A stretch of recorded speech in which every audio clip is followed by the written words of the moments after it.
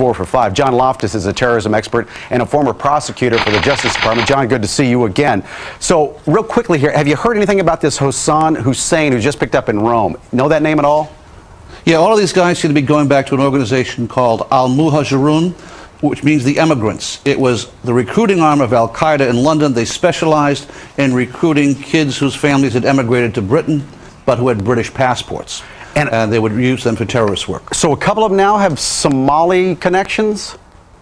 Yeah, it was not unusual. Somalia, Eritrea, the first group, of course, were primarily Pakistani. But what they had in common was they were all immigrant groups in Britain recruited by this Al-Muhajirun group. They were headed by, Captain Hook, the imam in London, the Finsbury Mosque, without the arm. He was the head of that organization. Now, his assistant was a guy named Aswat, Haroon Ashid Aswat. Who they picked up. Yeah. Aswat is believed to be the mastermind of all the bombings in London. On the 7/7 and 7/21, this is the guy, we think. This is the guy, and what's really embarrassing is that the entire British police are out chasing him, and one wing of the British government, MI6, or the British Secret Service, has been hiding him.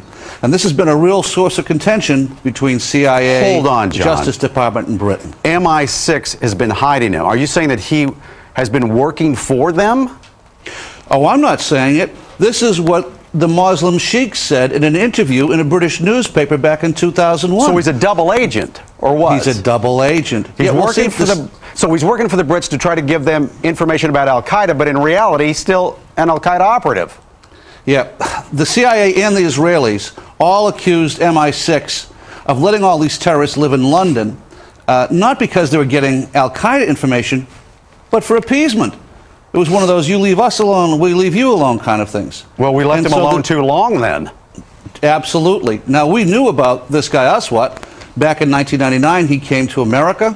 The Justice Department wanted to indict him in Seattle because him and his buddy were trying to set up a terrorist training school in Oregon. So they indicted the buddy, right? But why didn't they indict him? Well, it comes out, we've just learned that the headquarters of the U.S. Justice Department ordered the Seattle prosecutors not to touch Aswat. Hello. Now, hold on. Why? And that's, well, apparently Aswat was working for British intelligence. Now, Aswat's boss, the one-armed Captain Hook, he gets indicted 2 years later. So the guy above him and below him get indicted, but not Aswat. Now, there's a split of opinion within U.S. intelligence. Some people say that the British intelligence fibbed to us. They told us that Aswat was dead, and that's why the New York group dropped the case. That's not what most of the Justice Department thinks. They think that it was just, again, covering up for this very publicly affiliated guy with Al-Muhajirun. He was a British intelligence plant. So all of a sudden, he disappears. He's in South Africa. We think he's dead. We don't know he's down there. Last month, the South African Secret Service come across the guy. Yeah, now the CIA says, oh, he's alive.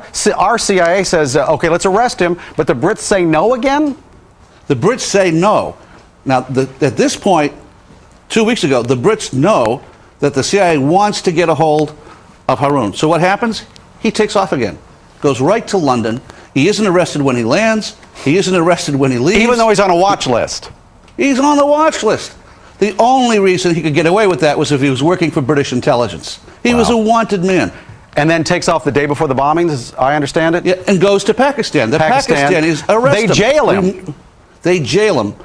He's released within 24 hours, back to southern Africa, goes through Zimbabwe, and is arrested in Zambia. Now the U.S., we're trying to get our hands on this guy. John, hang around. I have so many questions now. Got to take a quick break. This is a bad one. 18